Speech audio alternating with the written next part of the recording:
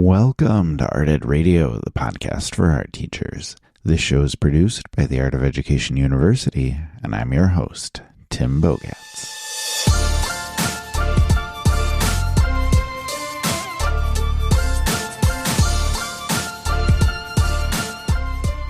As I mentioned at the top of the show last week, September is National Literacy Month, and we are celebrating that here at AOEU. Last week we heard from Peter Reynolds, and this week I have author, as well as artist and professor, Kate Kretz. Kate has a book that I absolutely loved, and we'll talk about it here in just a moment, both what it is, why I love it. But first I want to tell you about a couple things we have happening on the AOEU website this month. A great article from Christina Brown on visual literacy, great article from Kyle Wood on teaching with comic books. There are also some other things about writing artist statements, about bringing literature into the classroom, and so much more. And those can all be impressive supplements to today's conversation, which is going to be about artistic voice with Kate Kretz. Kate's book is called Art from Your Core, a holistic guide to visual voice. As I said, I love this book. Not only the topic, but how the book is laid out and organized as well. First, the topic, visual voice. We talk all the time about ideation and bringing in student voice and why students need their voice to come through in their art and why it is so important. But we rarely talk about how. How can we guide our students toward developing that voice? How do we guide them with ideation and brainstorming and development and creativity? Well, secondly, Kate lays this out in the book in a very smart way. Each chapter has quotes or stories or anecdotes, followed by information, followed by questions and exercises that challenge anyone reading it to think about themselves and their art. And the result is a book that helps artists develop a unique, creative voice, one that is self-sustaining, one that can grow along with them. And the book is accessible to students, but honestly, it's one that can be good for anyone. I received my copy and I've been working my way through the artistic exercises every week since I've gotten it. And all of that is to say that I think Art from Your Core is a wonderful book, one that will resonate with teachers and artists and teaching artists, and I cannot wait to talk to Kate about all of this. I want to ask her about everything that I just mentioned here and a lot more too. And Kate has also agreed to do a short reading at the end of the podcast, so stick around after the interview if you would like to hear a chapter from the book. Let me bring on Kate Kretz.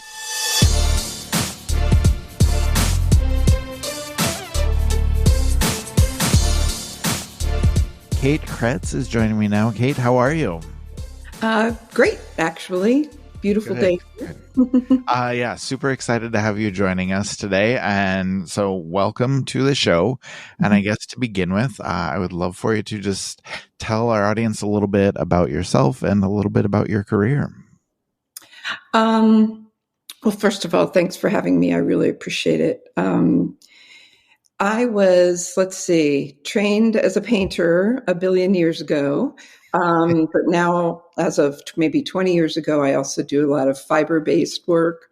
And in the past decade, my work has become very challenging, confrontational, and political. I'm an associate professor of art.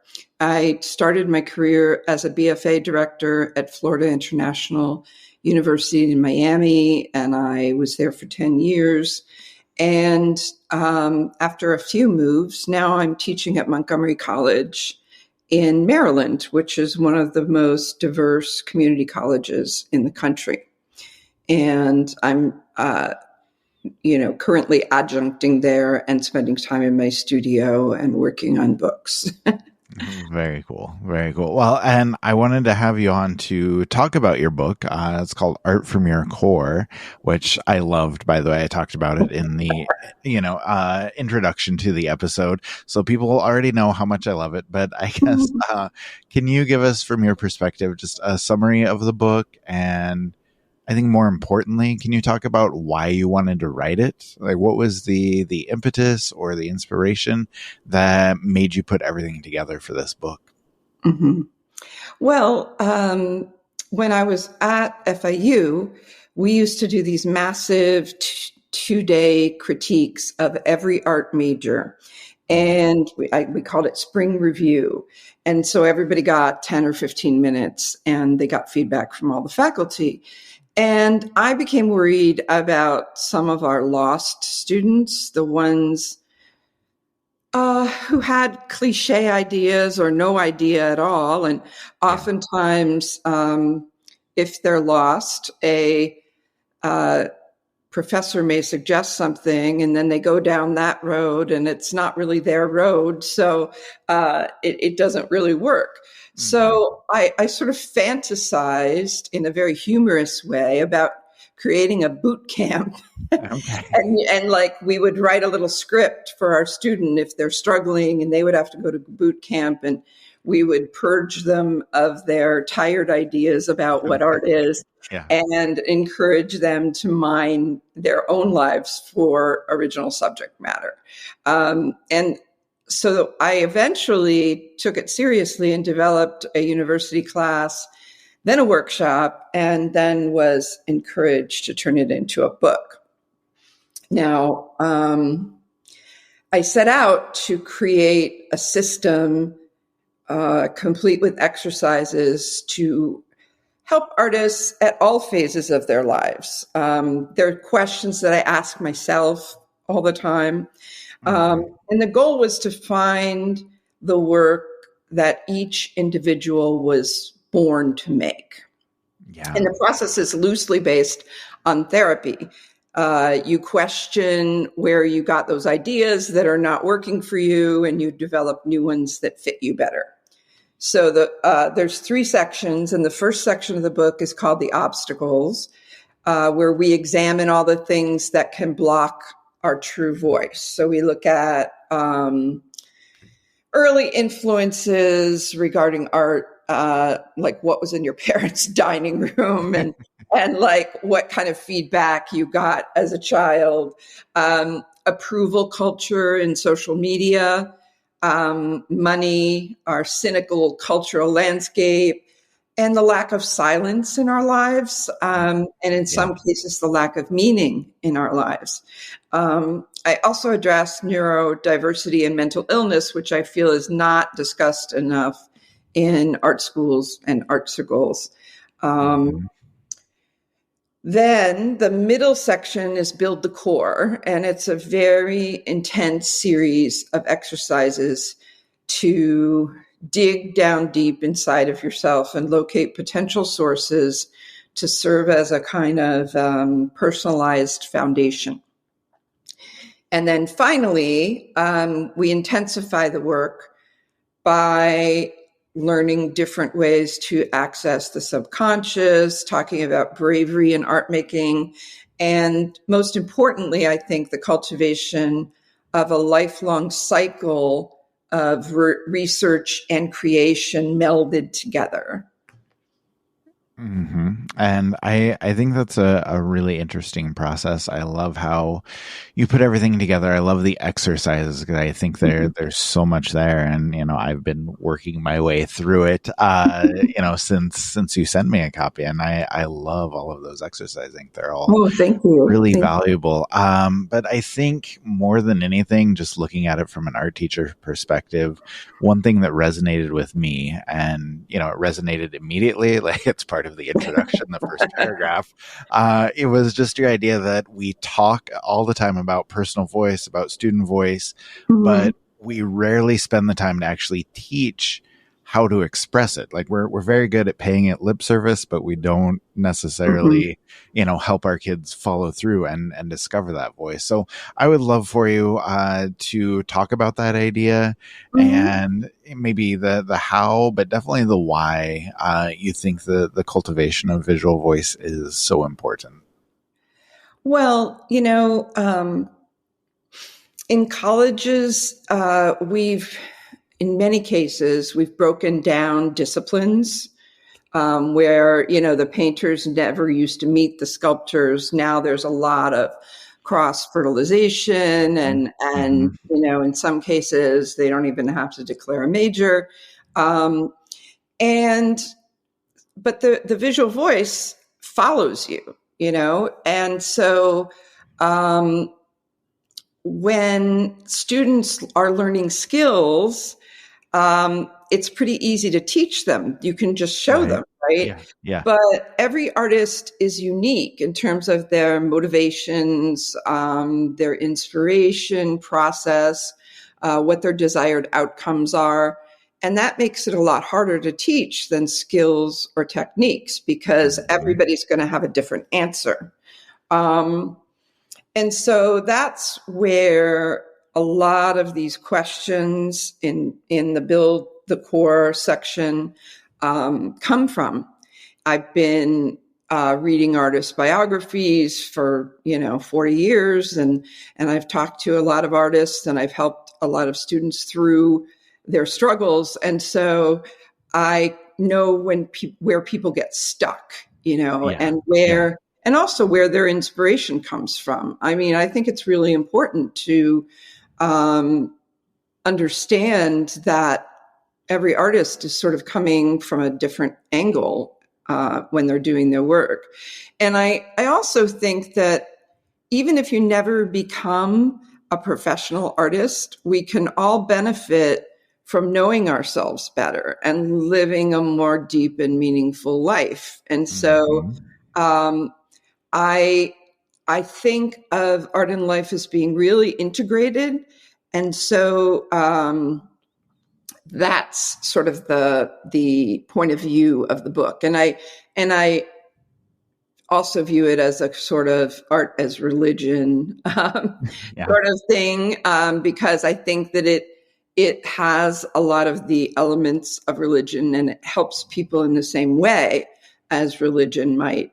Um, and so this book addresses some things that people don't want to hear necessarily, Okay. Yeah. such as how electronic devices and the 24/7 noise, both auditory and visual, destroys creativity.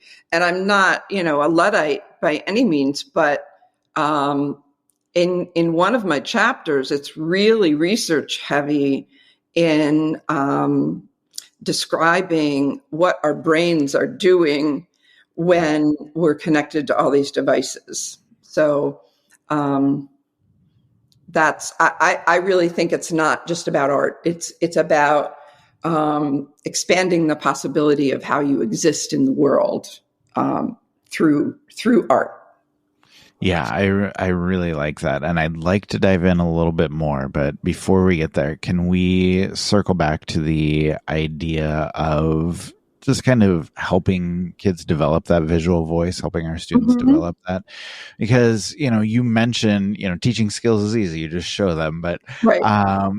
like, where do you stand on the idea of skill development versus exploring subject matter? Like how can we do both? Like how can we as educators balance those two needs?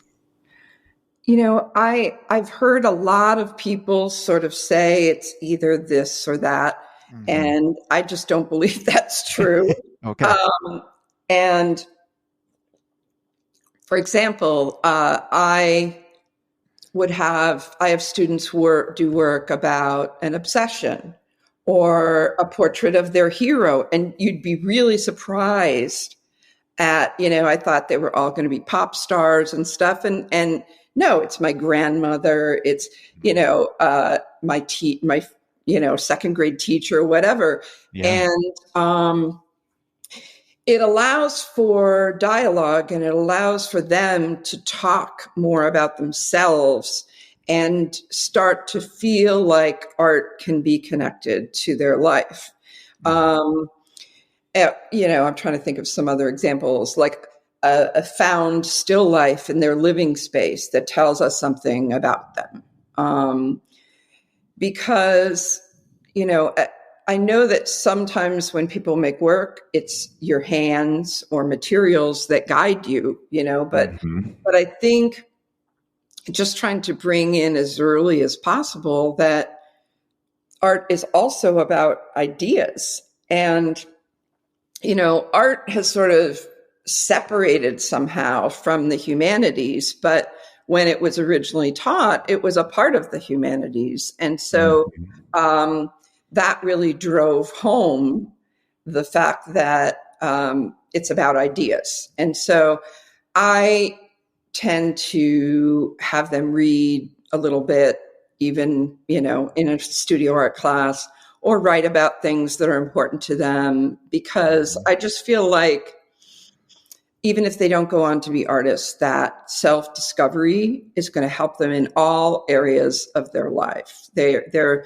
essentially using art to develop a sense of self and, hone their core values, etc.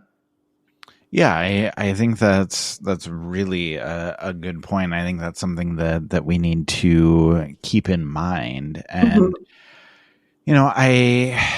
as we're helping kids discover this, so I'm trying to put this toward my next question, because I think your thoughts kind of lead us in there, because one thing that you and I talked about before this interview is just the idea of the research and the creation cycle.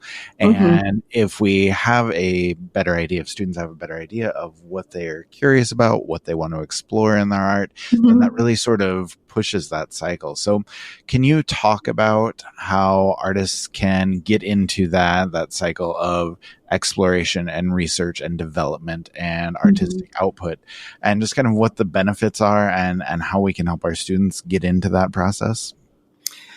Well, I find that a lot of students have strange beliefs, such as that professional artists just get a singular great idea, a flash of brilliance, right?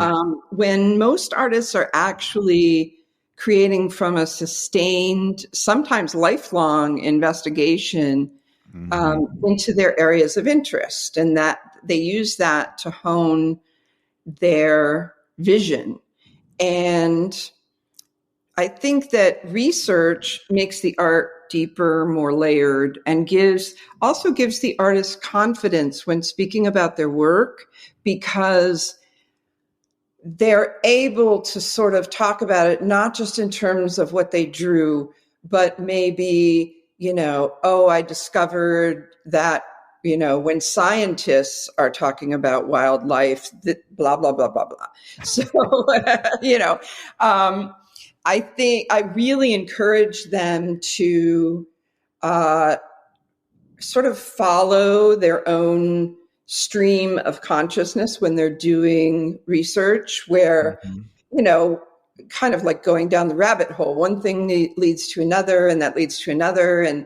And so we're trying to, I think, teach them how to be curious as well. Yes. And to understand that, there are other ways of looking at their subject matter. And if they start to pick the brains of different kinds of people about whatever their subject matter is, that they're going to gain a great deal of understanding, and often it leads to the next project, etc.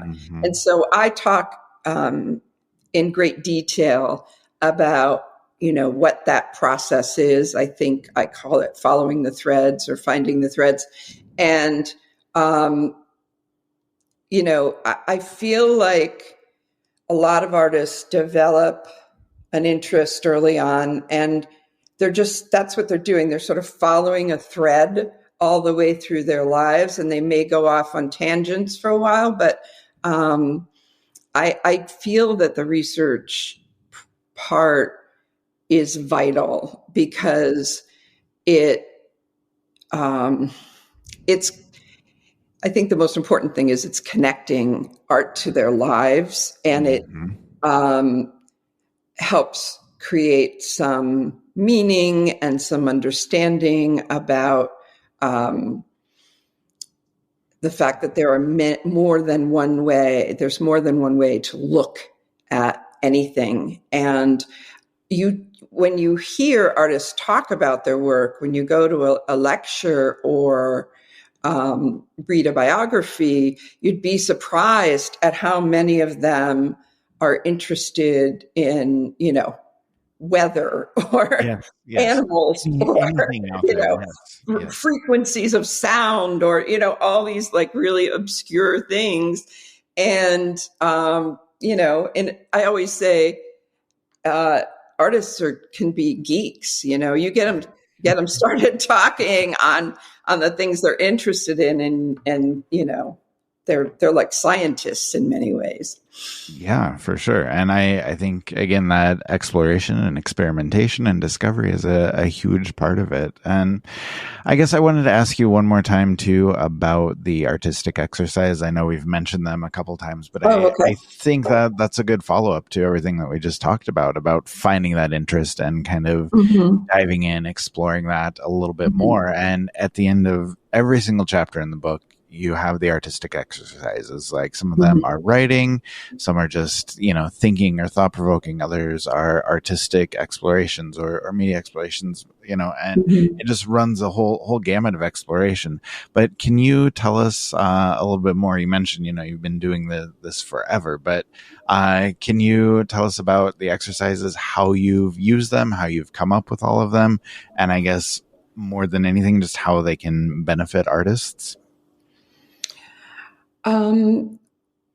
Well, I developed the questions and exercises based on, again, artist biographies. I'm very into those, and lectures, panels that I've attended, and over 40 years of talking to other artists about art. I'm one of those people who, in grad school was always asking hypothetical questions about like, where is your line regarding this, or, and I guess at some point during the writing of this book, I decided that I wanted to write the book that I wish someone had handed me at the beginning of my career, because I think it's really important that the questions as well as the chapters are very holistic. They, they provide a lot of crossover into other areas of life. And I also feel that teaching for 30 something years, I think that every hurdle I've ever guided my students through is addressed in these chapters. I mean, I really spent so much time almost doing a checklist of all the students that I've had in my life, and saying, well, what do they have problems with in this area? And what, why, how can this be difficult for them? And so the questions are to sort of pick at those things a little bit and get them thinking about these questions at a kind of an early stage, so that it's, I mean, I'm going to be frank, a lot of this book is, is trying to help young artists through different things that I've struggled with my entire life, or that my students have struggled with. And I've been sort of pushing, for example, at our college to have an art school orientation that addresses mental health, because a lot of my students either are neurodiverse or they struggle with mental health. And I wanted to say to them, here's the counselor and here's other things that you can think about. And so I put a whole chapter in on that. And I think that students are always relieved when I tell them that this is a very common thing. It's sort of a companion gift and struggle together. And so, I'm the kind of person who wants to talk about the things that nobody else wants to talk about. And so, Right. I was just thinking to myself, what do young art students need? And that's kind of where all the questions came from. No, that's great. And I love it. And I think, beyond just what art students need, I think it's something that all artists need. And I've just found personally, for me, it's been great to go through some of those exercises when, I don't know where to go next, or if I'm feeling tired of what I want to create. And just, it gets you thinking about so many ideas and exploring so many things. You have no choice but to kind of keep creating. And so I think that's a very good thing. And then I guess finally to kind of wrap things up, I love to ask all of my guests for advice that they want to pass on to listeners.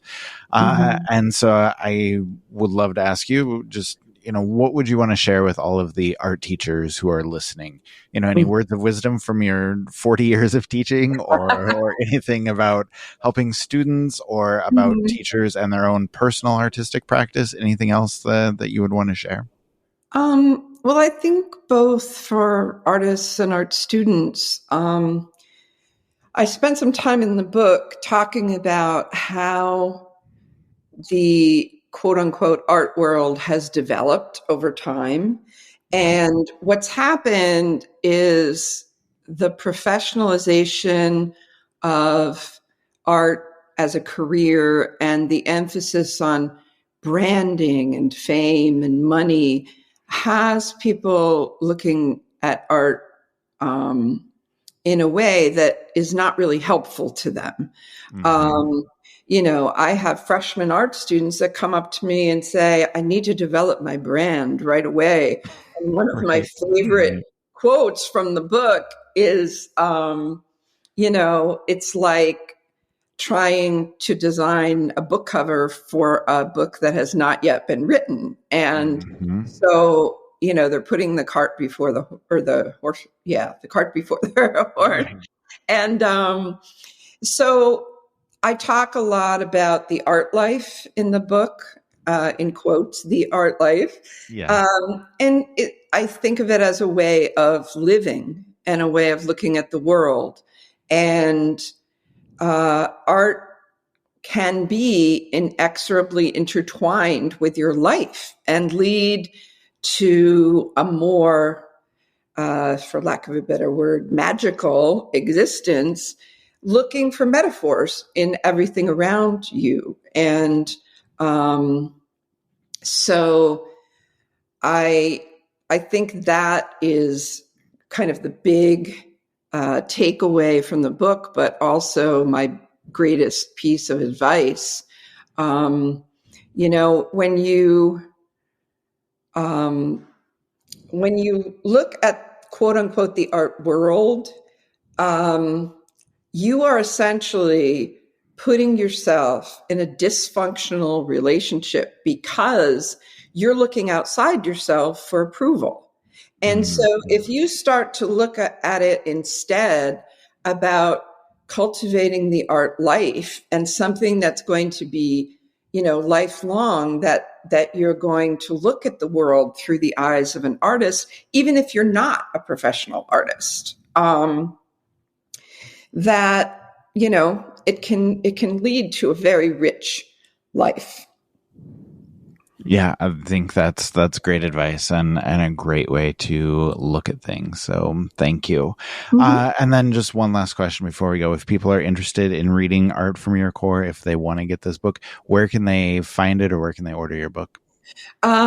You can get it from it's published by Intellect Press, which is London based, but University of Chicago Press is distributing it in the U.S. I think they even do examination copies, but you can also get it online at Amazon or Barnes and Noble. And if you email me, I can give you I'll send you a signed book plate and a little merch sticker Oh, from that's very the fun. I was just gonna say I was lucky enough to get one of those and a sticker, so I was very happy with those. So very cool. All right, well, thank you, Kate. I appreciate you taking some time to chat with me, to talk all about your book, and I think it's something that'll be really helpful for our teachers. So thank you. Sure. Thank you. I really appreciate it. Thank you to Kate, not only for writing such an incredible book, but for also taking the time to discuss it with me here today. I will link in the show notes so you can easily find the book if you want it, but I will also share some related AOEU resources if you want to dive deeper into the topic of artistic voice. And we are going to do something to close the show that we have not done before. Kate is going to be doing a reading from a chapter of her book, so if you're interested, please stick around. It will give you a great idea of what this book is all about. I will close things out and then turn it over to her for a chapter from Art from Your Core.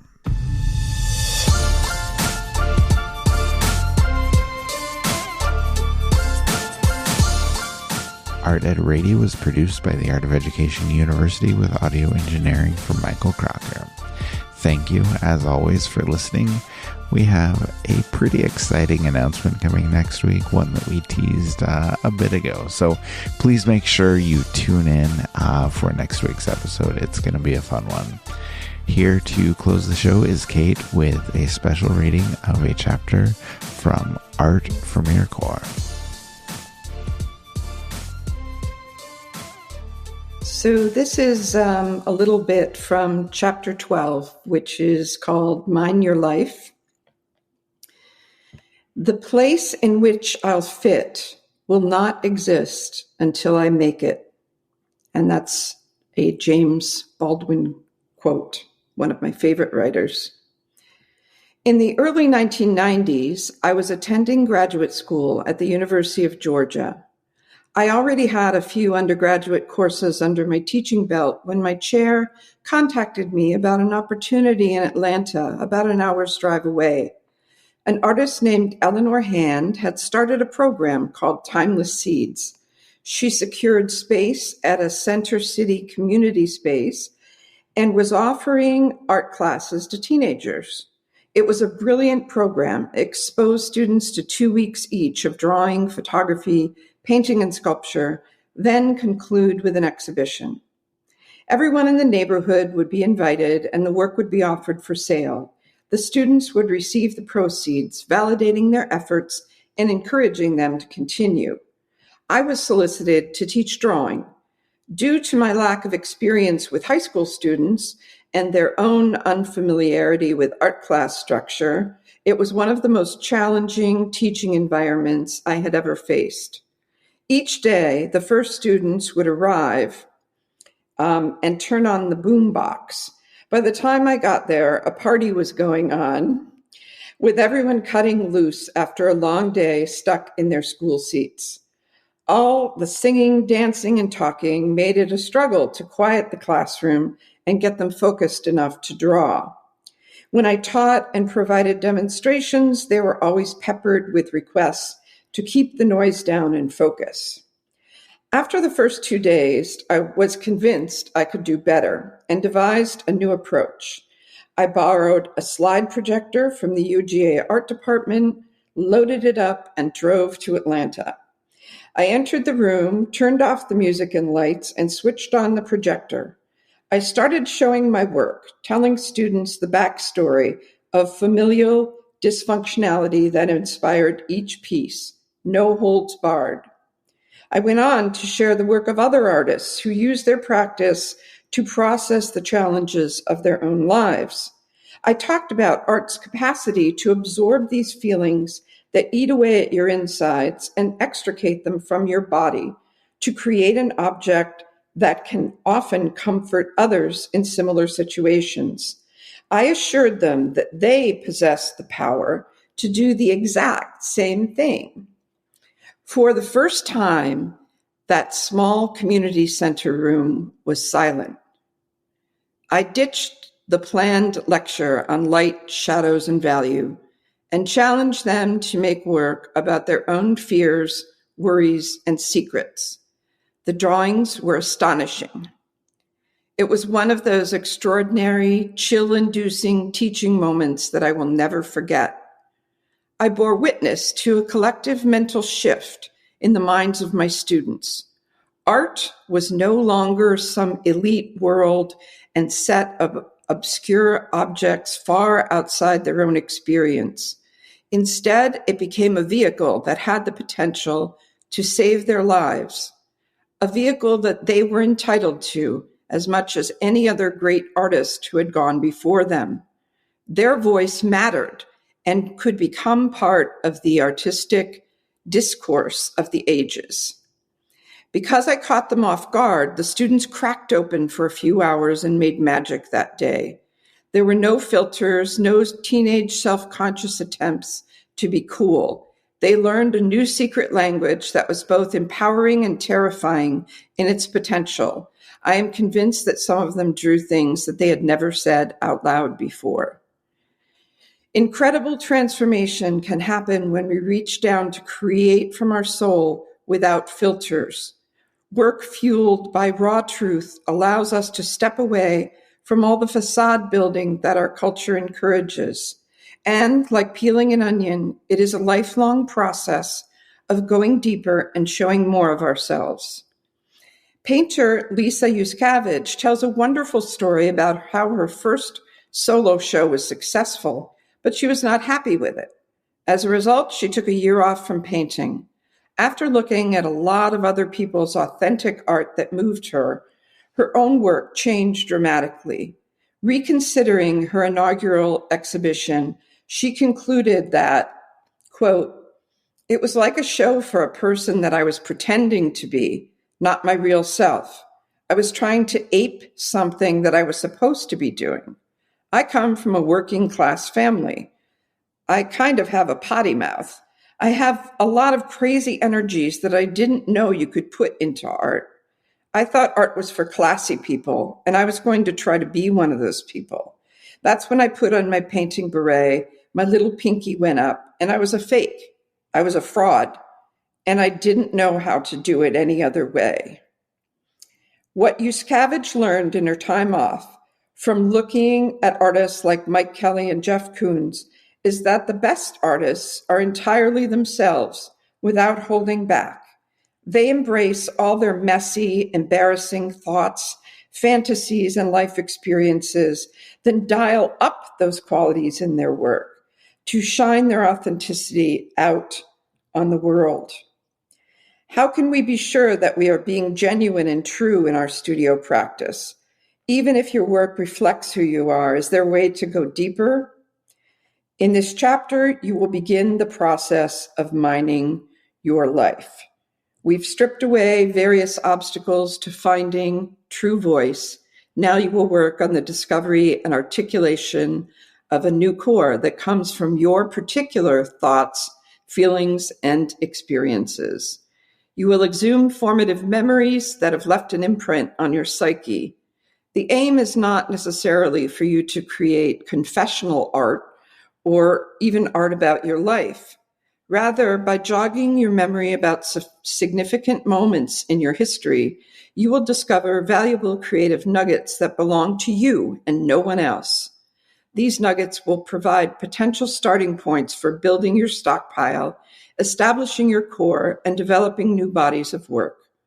Even if your work is abstract, the impulses driving you to create that work, as well as the decisions you have made in process, come from conscious and unconscious influences that you have encountered.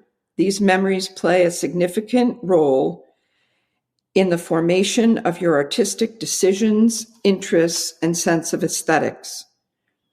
This excavation process will be deep and wide, like having several hundred diggers working on a rich archaeological site. Some of the things you unearth will have immediate resonance. Others might mean nothing to you right now. You may not even recognize them as threads you want to follow. But if you record and keep your answers, you may find that some of the thoughts and memories you dredged up will align perfectly with your creative self. If not now, later as your work evolves. Art objects are not just gifts for the viewer. They can hold profound, even mystical revelations for the maker. When actualizing work that comes from your core, one of the greatest sources of pleasure is the recording of your art life journey with the serendipitous connections, the seminal players, and meaningful symbols that return again and again. Art is an unconscious language that knows more about you than you know about yourself.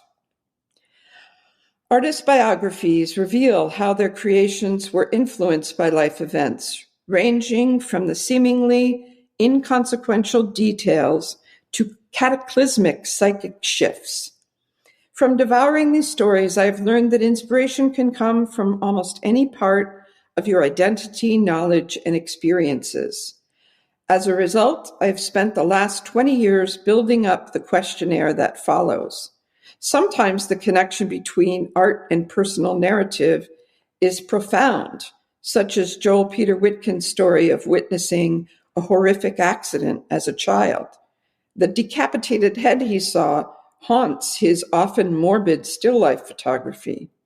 Mark Bradford's early work was made from the end papers used for perms in his mother's hair salon. Louise Bourgeois was influenced both formally and conceptually by her family history. She built many decades worth of work around a personal narrative involving her father who took her nanny as his mistress. Later in life, Bourgeois turned to fiber as a medium, reflecting the occupation of her parents, who restored tapestries for a living.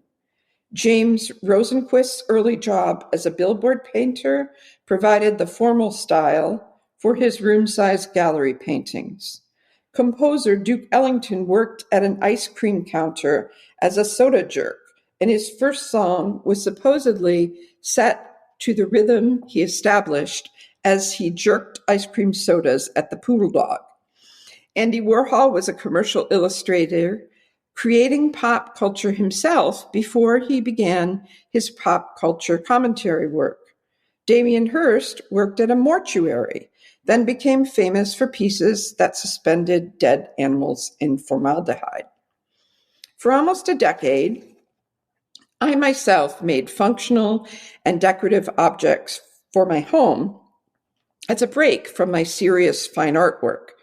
My hands always needed to be making.